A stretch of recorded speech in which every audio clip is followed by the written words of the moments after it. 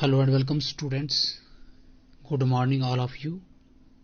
I am really sorry that I could not upload lecture at time because I am busy in my online exam. But after exam we will try to upload lecture continuously at time, but I need only your support. You should like, share and comment video and subscribe channel. So now let us start the new topic of English grammar, the adjective. And please, you should search this channel on your YouTube, and our channel is also on your search engine. So please subscribe our channel. You should search this channel. Now let us start the important topic of grammar, the prepositions. तो आज हम English grammar का एक बहुत ही important topic करने जा रहे हैं, एडजेक्टिव. ठीक है, एडजेक्टिव का हिंदी में अर्थ होता है विशेषण और उर्दू में सिफ्त कहते हैं. अब एडजेक्टिव क्या होता है? Adjective is that word which qualify known और प्रनोन. जो नोन या प्रनोन को क्वालिफाई करता है उसको हम एडजेक्टिव कहते हैं. और इसका देखा जाए, नोन तथा प्रनोन की विशेषता बताने वाले शब्द को एडजेक्टिव कहते हैं. ठीक है, जो नोन की या प्रनोन की विशेषता बताए तो उसे हम उसे हम एडजेक्टिव कहते हैं. से एग्जाम्पल आ गई, Ram is a good boy. ठीक है, राम क्या एक अच्छा लड़का है. तो गुड इसमें क्या आ गया? विशेषण आ गया. गुड, बैड कुछ भी आ गया, ये सभी एडजेक्टिव है जो एक क्वालिफाई करते हैं नोन या प्रोनोन को. अब एडजेक्टिव का यूज प्रनोन से नोन से पहले या वर्ब के बाद होता है. आपने ये ध्यान रखना है कि अगर किसी भी सेंटेंस में, किसी भी वाक्य में अगर कोई एडजेक्टिव दिया है तो उसको आपने कैसे पहचानना है, या उसका एक वाक्य में स्थान कहां होता है. तो आपको ये बताना है एडजेक्टिव का यूज नोन से पहले या वर्ब के बाद किया होता है. ठीक है, एडजेक्टिव का यूज कहां होता है? नोन से पहले और वर्ब के बाद यूज होता है. जैसे अब नोन हमारे पास क्या है? बॉय है, तो बॉय से पहले गुड यानी एडजेक्टिव का. इज हमारे पास क्या? हेल्पिंग वर्ब है, और हेल्पिंग वर्ब के बाद क्या है? गुड लगा है, तो ये हमारे पास क्या है? एडजेक्टिव आ गया. बस यही आपने पहचान रखनी है. हम आपको इस प्रकार से समझाने का प्रयास करेंगे कि आपको कहीं और समझने की जरूरत ना पड़े. तो आपने ध्यान से समझना है इसको, हर एक कंसेप्ट को आपने समझना है. और जो नहीं समझ आए तो आपने कमेंट करके बता सकते हो, मैं दोबारा समझाने का प्रयास करूंगा आपको. अब इसके टाइप्स ऑफ एडजेक्टिव, कितने टाइप्स का एडजेक्टिव होता है. ठीक है,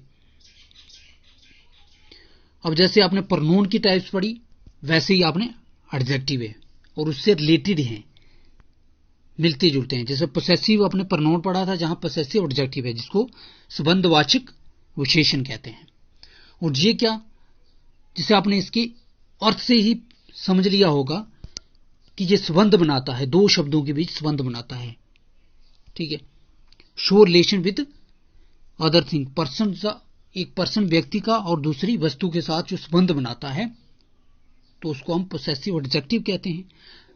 जैसे my, your, his, her, their et cetera. अब पोसेसिव प्रोनाउन में क्या था? पोसेसिव प्रोनाउन में आप पढ़ते थे कि जिसमें ओनरशिप बताई जाती है. ठीक है, कोई व्यक्ति ओनरशिप बताता है, जो किसी वस्तु की ओनरशिप होती है, तो उस समय हम उसको पोसेसिव प्रोनाउन कहते थे. लेकिन जहां पे भी सेम है वहां पे भी his, him, my, your, his, her, their etcetera. तो ये वर्ड्स का प्रयोग होता है जब पोसेसिव प्रोनाउन या पोसेसिव एडजेक्टिव बनाते हो आप.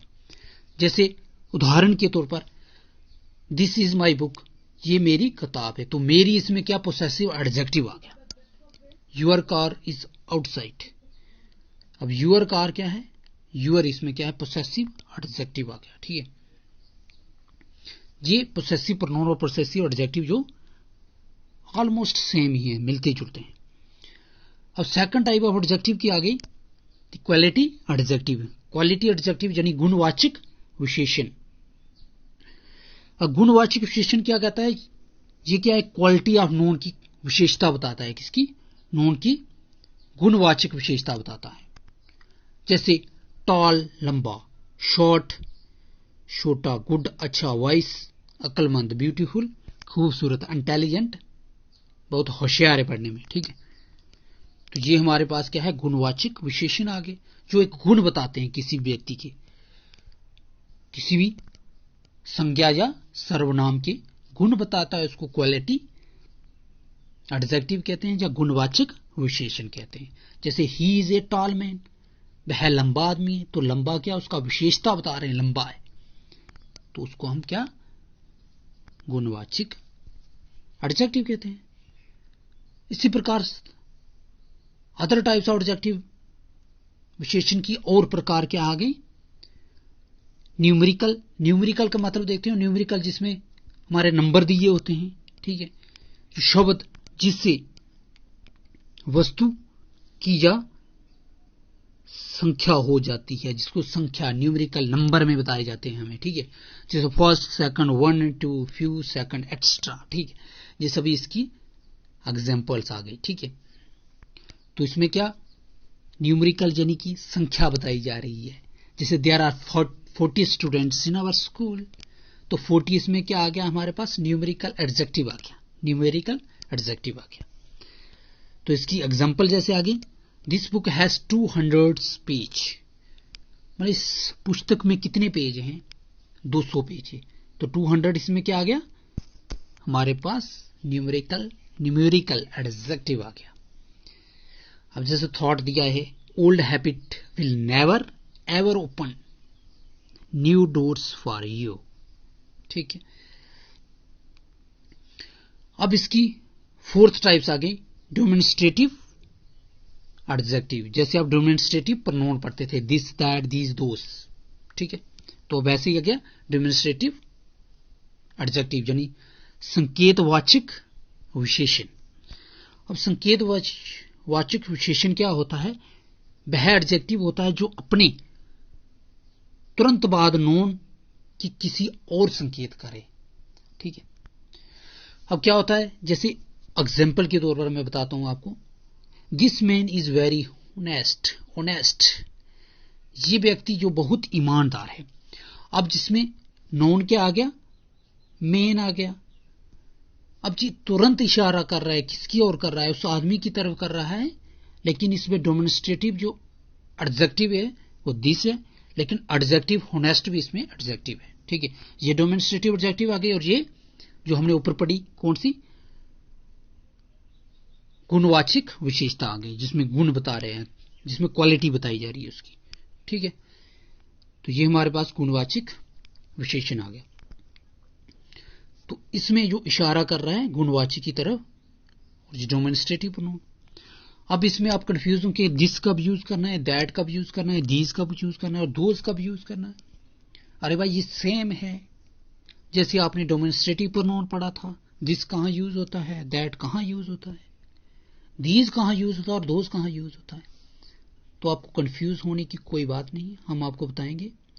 अब दिस कहां यूज होता है, दिस पहला नंबर तो सिंगुलर चीज के लिए यूज होगा, कोई भी अगर सिंगल चीज होगी तो उसके लिए होगा। दूसरा नंबर क्या याद रखना है, अगर कोई भी चीज आपके पास अगर पड़ी हुई है, आपके पास है, तो आप दिस यूज करोगे। अगर वही चीज आपके दूर है तो उसके लिए आप दैट यूज करोगे। लेकिन ये दोनों किसके लिए, सिंगुलर के लिए यूज होता है, किसमें, सिंगुलर के लिए यूज किया जाता है। दिस पास के लिए और दैट दूर के लिए प्रयोग होता है। अब इसी प्रकार दीज और दोस दोनों किसके लिए यूज होते हैं, ये प्लूरल चीज के लिए यूज होते हैं, प्लूरल थिंग्स के लिए।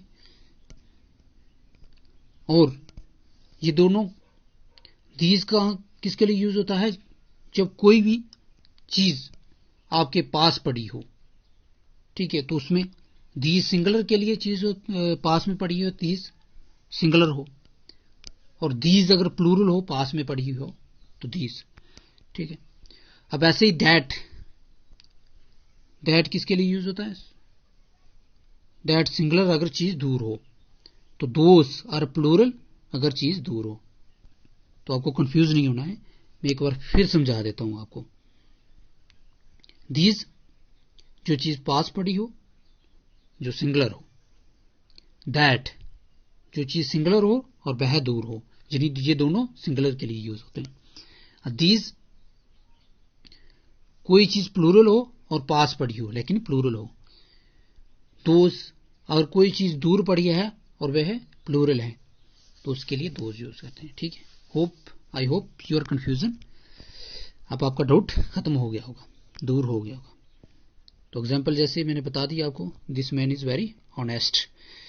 अब उसके बाद डिस्ट्रीब्यूटिव एडजेक्टिव, यानी विभाग सूचक सर्वनाम, सर्वनाम नहीं सॉरी, विशेषता।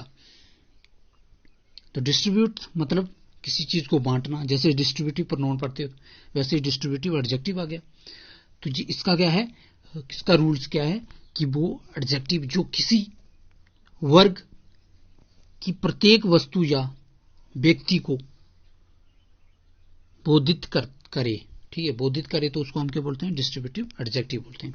जैसे डिस्ट्रीब्यूटिव ईच, एवरी, अदर या एन अदर, ठीक है। तो each student secured good marks, तो इसमें क्या आ गया? हर एक स्टूडेंट ने अच्छे मार्क्स लिए हैं। तो एवरी क्या होता है? एवरी का मतलब ही हर एक होता है। एवरी स्टूडेंट्स कम हियर, ठीक है।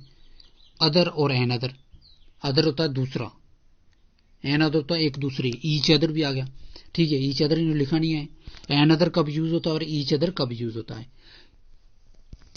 मैंने जैसे आपको डिस्ट्रीब्यूटिव प्रोनाउन में बताया है कि एन अदर कब यूज होता है, जब दो से ज्यादा व्यक्तियों के बीच कोई भी वस्तु को बांटा जाता है, ठीक है। तो उसके बीच क्या लगता है? एन अदर लगता है। और जब एग्जैक्टली दो के बीच बांटा जाता है तो उसको ईच अदर लगता है, ठीक है। जैसे two brothers are quarrel with each other, ठीक है, दो भाई आपस में लड़ रहे हैं। जैसे four brothers are quarrel each other, अब ईच अदर एन अदर, तो एक दूसरे से लड़ रहे हैं। जैसे ईच कैंडिडेट इज ऑनेस्ट, जो हर एक कैंडिडेट है वह ईमानदार है। तो ये ईच, ये आपको समझ आया होगा। तो अब हम अगली एडजेक्टिव की टाइप्स पढ़ते हैं, जिसको बोलते हैं हम इंटरोगेटिव एडजेक्टिव, यानी इंटरोगेटिव प्रोनाउन जैसा ही सेम है। यानी प्रश्नवाचक विशेषण क्या होता है? किसी भी वाक्य की शुरुआत में, ठीक है, शुरू में अगर किसी इंटरोगेटिव वर्ड्स का यूज किया हो तो उसको हम इंटरोगेटिव एडजेक्टिव कहते हैं, ठीक है। ये वही लिखा है इन्होंने कि जो वह एडजेक्टिव जो प्रश्न पूछने का कार्य करता है, ठीक है, जो भी प्रश्न पूछने का कार्य करे तो उसको हम प्रश्नवाचक विशेषण कहेंगे। जैसे वेयर आ गया, व्हेन आ गया, व्हाट आ गया, विच आ गया, हुज आ गया, हुम आ गया, ठीक है, हाउ आ गया, एक्स्ट्रा। जैसे हुज बुक इज दिस, ये किसकी पुस्तक है। जैसे what is your name, which is your favourite colour, ठीक है। तो ये सभी क्या एडजेक्टिव आ गए। तो बस आपने ये याद रखने कौन से इंटरोगेटिव एडजेक्टिव है। अब उसके बाद आ गया हमारे पास, अब देखते हो 3 फॉर्म्स ऑफ वर्ब होती हैं जब कंपैरिजन ऑफ एडजेक्टिव बोलते हैं आप, ठीक है। तो एडजेक्टिव का यूज 3 डिग्री में किया जाता है। जैसे पॉजिटिव, देखते हैं, हाँ, पहली आगे इसकी पॉजिटिव, दूसरी आगे कंपैरेटिव और तीसरी सुपरलेटिव आगे, ठीक है। 3 डिग्री कौन सी होगी? पॉजिटिव, कंपैरेटिव और सुपरलेटिव। अब पॉजिटिव क्या होती है? जब एक व्यक्ति, वस्तु, समूह यानी ग्रुप की विशेषता का वर्णन करना हो तो हम पॉजिटिव डिग्री का प्रयोग करते हैं। ठीक है, किसी एक वस्तु का या एक रूप का जब भी हम इसका विशेषता करें तो हम पॉजिटिव डिग्री यूज करते हैं। जैसे he is a good boy, ठीक है, ये क्या है कि ये एक व्यक्ति है, वह का अच्छा लड़का है। तो इसी प्रकार जब एक ग्रुप का है, किसी एक टीम का हम विशेषता करते हैं तो हम तब भी हम पॉजिटिव डिग्री का यूज करते हैं। ठीक है, the future depend on what you do today, ये हमारा थॉट आ गया। अब इसके बाद सेकंड आ गया कंपेरेटिव डिग्री क्या होती है। कंपेरेटिव, अब जानते हो कंपेयर करना, किसी चीज, दोनों चीजों के में आपस में कंपेयर करना, जब एक वस्तु की तुलना दूसरी से की जाए। ठीक है, कंपेरिजन किया जाए, किसी एक व्यक्ति का, किसी एक वस्तु का या किसी एक स्थान का कंपेयर किया जाए दूसरे स्थान के साथ, तो उसको हम कंपेरेटिव डिग्री वहां पे यूज करते हैं, प्रयोग करते हैं। जैसे he is better than you, जैसे अनदर एग्जांपल आ गई, the Reasi city is beautiful Katra than Katra. तो क्या दो स्थानों को आपस में कंपेयर किया है हमने, तो वहां पे कंपेरेटिव डिग्री का यूज किया था। और आपने ये ध्यान रखना है, जब भी हम कंपेरेटिव डिग्री यूज करेंगे तो वर्ब के बाद हमारे वर्ब के साथ कौन सी देन जरूर लगता है, ये ध्यान रखना है आपने। देन, जहां पे भी देन लगा हो तो वहां पे कंपेरेटिव डिग्री का यूज होता है। ठीक है, और सुपरलेटिव डिग्री क्या होती है, जब किसी में से एक का चुनाव सिलेक्ट किया जाए। जैसे आपके स्कूल में 40 बच्चे हैं, तो उनमें से एक बच्चे की विशेषता प्रकट करनी है। ठीक है, प्रकट करनी है, तो उसमें आपने सुपरलेटिव डिग्री का यूज करना है। जैसे Rohit is the best student of my school या ऑफ अवर स्कूल, हमारे स्कूल में जो रोहित है वह सबसे अच्छा विद्यार्थी है, यानी बेस्ट स्टूडेंट है। गुड, बेटर, बेस्ट, ये थर्ड डिग्री का यूज हुआ है। इसी प्रकार आपने ये नोट लिखा है तो इसको ध्यान में रखना है कि ये एक हमारे पास रूल्स होते हैं जो एडजेक्टिव के हैं, और आपने इसको प्रयोग करना है। जैसे किसी भी एडजेक्टिव का कंपेरेटिव डिग्री बनाने के लिए उसके पॉजिटिव डिग्री लास्ट में ईआर लगाया जाता है, और सुपरलेटिव डिग्री के लिए पॉजिटिव डिग्री में ईएसटी का लगाया जाता है। ठीक है, ये क्या बोल रहा है कि अगर किसी भी एडजेक्टिव का कंपेरेटिव डिग्री बनाना हो तो उसमें आपने ईआर का यूज करना है। अगर पॉजिटिव से कंपेरेटिव डिग्री बनाना है तो ईआर सा। ठीक है, और अगर आपने पॉजिटिव डिग्री से सुपरलेटिव डिग्री बनाना है तो उसके साथ हमने ईएसटी का यूज करना है, प्रयोग करना है। ठीक है, तो आज का लेक्चर हम यहां पे समाप्त करते हैं, और छोटा सा लेक्चर बनाकर आपको अपलोड कर देते हैं, और सेकंड पार्ट हमारा नेक्स्ट आएगा। इसको आपने ध्यान से समझना है एडजेक्टिव को। तो मैंने 4 से 5 टॉपिक आपके ग्रामर के कंप्लीट कर दिए हैं। आपने उन सब टॉपिक को देखना है, समझना है, और कंफ्यूजन हो तो आपने मुझे कमेंट करना है वीडियो के नीचे, या हमारे व्हाट्सएप ग्रुप पर कर सकते हो। और ज्यादा से ज्यादा बच्चों को, और जैसे हमारा ये चैनल है GKSSCE, ठीक है, सॉरी, ये हमारा चैनल है GKSSCE। ठीक है, इसकी फुल फॉर्म अगर पूछे कोई तो इसकी फुल फॉर्म है Jammu and Kashmir student competitive exam. Sorry, बताता हूं, रुक जाओ 2 मिनट। हाँ, तो मैं आपको बता रहा था कि JKSSC की क्या फुल फॉर्म होती है। जो हमने चैनल बनाया, इसका नाम ही तभी रखा है Jammu and Kashmir student study for competitive exam. मतलब कॉम्पिटिटिव एग्जाम के लिए स्टूडेंट, जो भी स्टूडेंट पढ़ रहे हैं 9th 10th 11th 12th या ग्रेजुएशन में पढ़ रहे हैं, तो उनको अभी से कॉम्पिटिटिव एग्जाम की तैयारी करनी है। तो उसके लिए हम जो डेली आपको क्लासेस प्रोवाइड करते हैं, इंग्लिश, मैथ और रीजनिंग, सॉरी मैं मैथ और इंग्लिश की क्लासेस प्रोवाइड नहीं करता हूं, क्योंकि उसके लिए हमारे पास पेन और कॉपी या व्हाइट बोर्ड चाहिए। तो उसका मैं पूरा प्रयास कर रहा हूं। मुझे कोई अगर इलेक्ट्रॉनिक पेन मिल जाए, टच वाला पेन जो राइटोमीटर, तो उसके साथ में आपको फिर मैं स्क्रीन रिकॉर्डर पर या किसी व्हाइट बोर्ड पर पढ़ा सकता हूं। लेकिन मुझे वो मिल नहीं रहा है। जैसे ही मिलेगा तो मैं आपकी मैथ और रीजनिंग की क्लासेस भी शुरू करूंगा। हर एक दिन आपको लेक्चर आएगा और आपने इस चैनल को सब्सक्राइब करना है। अब कहीं भी अपने YouTube चैनल पर हैशटैग जरूर लगाना है, फिर हमारा चैनल फर्स्ट नंबर आ जाएगा और आपने उसको सब्सक्राइब करना है। ज्यादा से ज्यादा स्टूडेंट को जोड़ना है हमारे इस चैनल के साथ। आपने ये प्रयास करना है, आप कहीं भी अपने रिलेटिव के घर जाते हो, ठीक है, तो आपने जिन जिन के मोबाइल हो, जो भी स्टूडेंट हो या कोई भी हो, तो उससे मोबाइल लेकर आपने ये सर्च करना है, तो अपने उस को सब्सक्राइब कर देना, ताकि हमारे पास ज्यादा से ज्यादा स्टूडेंट या कोई भी हमारे जो सब्सक्राइबर बढ़े, जिससे हमारा अच्छा चैनल ग्रो हो सके। ये हमारा चैनल है, आपका चैनल है, ये मेरा चैनल नहीं है। ये मैंने आपके लिए बनाया है, सिर्फ अपने पर्सनल के लिए नहीं बनाया। इसलिए आप सब ने ये प्रयास करना है इस चैनल को ग्रो करने का, और आपने कंसेप्ट समझने। हर एक कॉम्पिटिटिव एग्जाम की तैयारी कर सकते हो अगर ये आपने लेक्चर कंटिन्यू देखते हैं, बट रिवीजन इज इंपॉर्टेंट। आपने रिवीजन जरूर करनी है। तो ठीक है, आज का लेक्चर हम जहां पे समाप्त करते हैं। ओके, गुड बाय, जय हिंद, जय भारत।